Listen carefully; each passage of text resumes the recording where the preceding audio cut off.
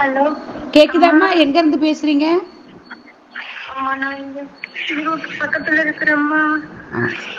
வாழ்க வளமுடன்மா. நான் அம்மா தான் பேசுறேன். சொல்லுங்கம்மா. உங்க பேர் சொல்லுங்கம்மா. என் பேர் தெய்வத்தங்கம்மா. அம்மா அப்பா பேரு, உங்க கணவர் பேர் சொல்லுங்க. எங்க அம்மா பேர் அங்கம்மா, எங்க அப்பா பேர் முத்துசாமிங்க. உங்க கணவர் பேரு? கணவர் பேர் சண்முகங்க. ஒரு விஷயம் சொல்றேன், கொஞ்சம் கேக்குறீங்களாம்மா? சொல்லுங்கம்மா. அம்மா, கொஞ்சம் மனசை தைரியப்படுத்திக்கிறீங்க. நீங்க எவ்வளவோ துன்பத்தை தாண்டி வந்துட்டீங்க. உங்க தாய் வழியிலையும் ஒண்ணுமே கிடைக்கல, உங்களை வந்து தூத்துனாங்க, உங்களை விலக்கிட்டாங்க. அதே சமயத்துல தகப்பா வழியிலையும் உங்களுக்கு ஒன்றும் கிடைக்கல, தாய்க்கே ஒன்றும் கிடைக்கல. தாய்க்கே வந்து எந்த ஒரு ஆதரவோ, தாய்க்கு வந்து ஒரு சொத்தோ வீடோ வாச மன தாயே வந்து முள்ளுல பூத்த பூ மாதிரி தான், நெறிஞ்சி முள்ளுக்குள்ள வாழ்க்கை வாழ்ந்தாங்க. சரியா? ஆனா உங்க காலம் ஃபுல்லா வந்து நீங்களும் திருமணம் பண்ணவருடைய கணவர் வந்து கோவக்காரு.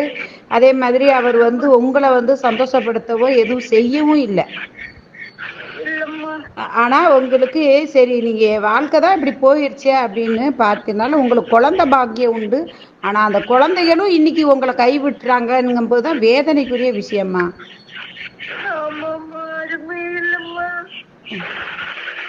வேதனைக்குரிய விஷயம் இதுதான்மா. நான் உங்களை பார்த்தது கிடையாது, இப்பதான் பேசுறேன். அதுவும் நீங்க ரொம்ப நாள் தொடர்பு கொண்டு இன்னைக்கு தான் வந்து லைன்ல வந்திருக்கீங்க.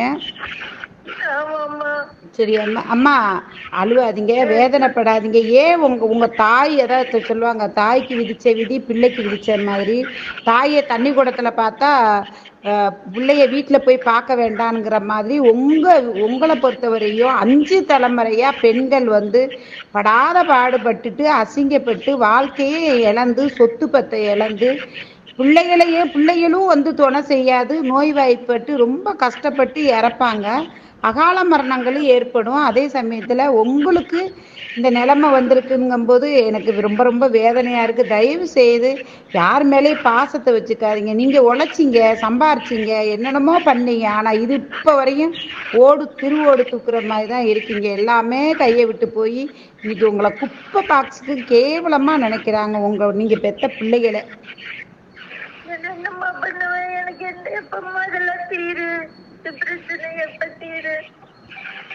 அம்மா, உங்களுடைய பிறவியினுடைய இதே வந்து எப்படின்னா ஒரு காரைக்கால் அம்மையார் மாதிரி, ஒரு ஔவையார் மாதிரி பற்றற்ற நிலையில தாம்மா உங்களுடைய இது. அது நீங்க வந்து லேட்டா தெரிஞ்சிருக்கீங்க. இப்ப வயசும் அதிகமாயிருச்சு, உடல்நல முடியலை, மூச்சு வாங்குது, நடக்க முடியலை, நல்ல சாப்பாடு கிடையாது, நல்ல துணி கிடையாது, உங்களை கேர் எடுக்கிறதுக்கு ஆளு கிடையாது.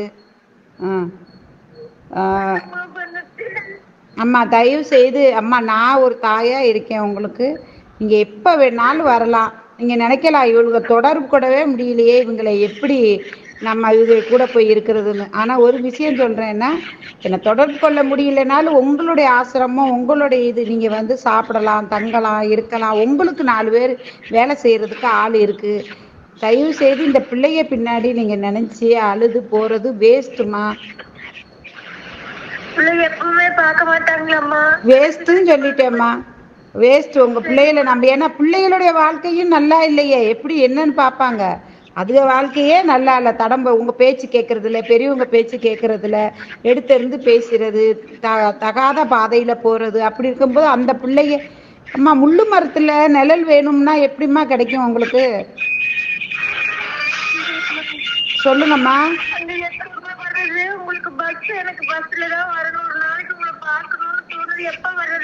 அம்மா, நீங்க இப்ப வரக்கொள்ள முடியாது, ரொம்ப கஷ்டப்படுங்க. உங்களுக்கு அட்ரஸ் எனக்கு அனுப்பிச்சு வைங்க, நான் நேர வந்து உங்களை அங்க பாக்குறேன்.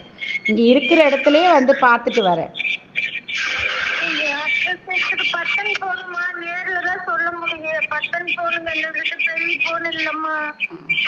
அதுதான் அந்த போன் மூலியமாவே அட்ரஸ் வந்து அனுப்பிச்சு விடுங்க மேனேஜருக்கு, அவங்க தருவாங்க. அதை வச்சு நான் வந்து உங்களை நேரம் வந்து பார்க்குறேன். அம்மா, ஒரு விஷயத்த நல்லா மனசில் வச்சுக்குங்க. தனியாக இருக்கும்போது இறைவன் உங்கள் கூடயே இருக்காருங்கிற மனசில் வச்சுக்கிறங்க. கூட்டத்தில் இருக்கும்போது கூட யாரோடைய உதவி இருக்காது. தனியாக இருக்கும்போது எங்களை போல ஆளுக நிறைய பேர் உங்களுக்கு துணையாக வருவாங்க. உங்களுக்கு துணையாக இருக்கிறதுக்கு இறைவனே கூட இருக்கான் அப்படின்னு நினச்சிட்டு மன உறுதியோட வாழுங்கம்மா. நான் இது ஒன்று மாத்திரம் கேட்டுக்கிறேன், மனசு உறுதியாக வச்சுக்குங்க, மனசை விட்டுறாதீங்க. முதல்ல டாக்டர்கிட்ட போய் உங்களுக்கு சத்து உள்ள மாத்திரை இதெல்லாம் வாங்கிக்கிருங்க, நல்லா சாப்பாடு சாப்பிடுங்க. உங்களுக்கு உங்கள் சொந்த பந்தம் எல்லாம் கை விட்டதும் போதாதுன்னு பிள்ளைகளும் கை விட்டுருச்சு. அம்மா என்ன பண்ண விதி, அதை மாற்ற முடியாது. உங்கள் அம்மா எவ்வளோ துன்பப்பட்டு இது பண்ணாங்க, கஷ்டப்பட்டாங்க. உங்கள் அம்மா பட்ட துன்பத்தை காட்டிலுமா நீங்கள் பட போறீங்க? சொல்லுங்கம்மா. பையன் இருந்ததுங்க, எப்படியோ கஷ்டப்பட்டு பையன் கூட இருந்ததுங்க. எனக்கு இல்லம்மா, சொல்லுமா. பையன் இருந்தும் அவங்களுக்கு பயன் இல்லை தெரியுமா? அதனால பையன் இருந்து பயன் இல்லை. நீங்க இருக்கும் போதும் கூட உங்க வாழ்க்கை சரியில்லாதனால நீங்களும் அவங்கள பார்க்க முடியாம போச்சு. இன்னைக்கு அதே நிலைதான் உங்களுக்கு வந்திருக்கு. அதனால கவலைப்படாதீங்க, மன உறுதியோட இருங்க. டாக்டர்கிட்ட போய் உங்களை நல்லா பார்த்துக்குங்க தயவு செய்து. சரியா? வாழ்க வளமுடன்மா. ஜெய் ஸ்ரீராம்.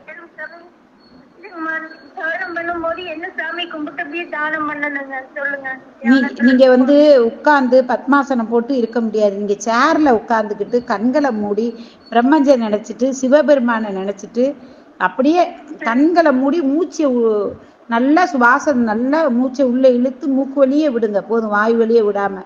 இது ஒண்ணு மாத்திரம் பண்ணுங்க. உடம்பு எல்லாம் அசையாம 10 நிமிஷம் இல்ல 5 நிமிஷமாவது அசைவு இன்றி செய்யுங்க. இதோடைய பலன் 1000 மடங்கு உங்களுக்கு பயனா இருக்கும். சரியா? வாழ்க வளமுடன். பரவாயில்லையே, வெரி குட். நீங்க தியானம் இந்த வயசுல தியானம் பண்ணணும்னு நினைக்கிறீங்க பாருங்க. நீங்க ஒரு உதாரணம், மற்றவங்க எல்லாத்துக்கும் ஒரு உதாரணம். நீங்க எடுத்துக்காட்டான ஒரு பெண்மணி.